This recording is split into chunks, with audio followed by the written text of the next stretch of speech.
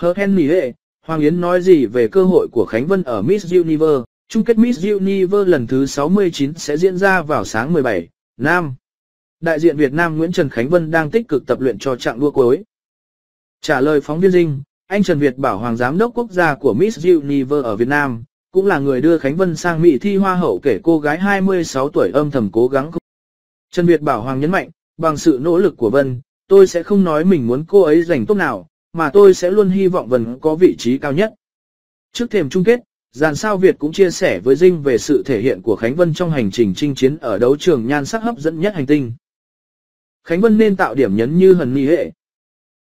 Hoa hậu Hương Giang là giám khảo chấm Khánh Vân ở Hoa hậu Hoàn vũ Việt Nam 2019. Từ góc nhìn đã dõi theo và chứng kiến sự trưởng thành của thí sinh, Hương Giang cho rằng Khánh Vân đang ở giai đoạn tỏa sáng. Hương Giang chia sẻ với Dinh, khi thi trong nước, Vân vẫn diễn một màu, gương mặt cười tươi nhưng chưa kiểm soát cơ tốt, dù dáng đi đẹp và chân có lực. Song, với phần thể hiện ở vòng bán kết Miss Universe, tôi thấy em vượt trội các kỹ năng, làm chủ được cơ mặt, thần thái, bước chân và tạo dáng. Thêm ở phần cắt toát, Hương Giang tin nếu người đẹp sinh năm 1995 tạo điểm nhấn đặc biệt như cả chỉ ở nạ gờ hoặc cú xoay váy điệu nghệ của Hần Nỉ Hệ năm 2018, thì phần biểu diễn sẽ độc đáo hơn nữa. Về chiến lược hình ảnh của Khánh Vân, Hương Giang đánh giá cao sự chuẩn bị trang phục của Khánh Vân khi mang đến câu chuyện, ý nghĩa riêng, cũng như tôn trọn vẹn lợi thế hình thể đẹp của đại diện Việt Nam Võ Hoàng Yến.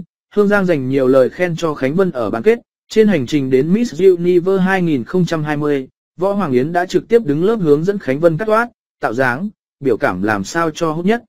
Siêu mẫu cảm nhận về đàn em, Khánh Vân càng thi càng sáng. Màn trình diễn của Vân như một chiến binh vậy. Em ấy đã khiến chúng ta tự hào. Từ cô gái khiêm tốn trả lời giám khảo rằng mình chỉ có trái tim biết yêu thương, nay Khánh Vân trong mắt Võ Hoàng Yến trở nên mạnh mẽ và trưởng. Đồng quan điểm với Võ Hoàng Yến, Hần Nỉ Hệ chia sẻ thêm, khi xem Vân diễn trang phục dân tộc thì tôi đã rùng mình. Tôi ấn tượng với hình ảnh em mặc bộ áo dài trắng. Cảm xúc lúc ấy vô cùng tự hào vì mình là người Việt Nam, tự hào vì những gì Vân thể hiện. Cảm ơn quý khán giả đã theo dõi video clip. Nếu hay, quý vị hãy chia sẻ và đăng ký kênh để ủng hộ kênh càng ngày càng phát triển. Xin trân trọng cảm ơn quý vị rất nhiều.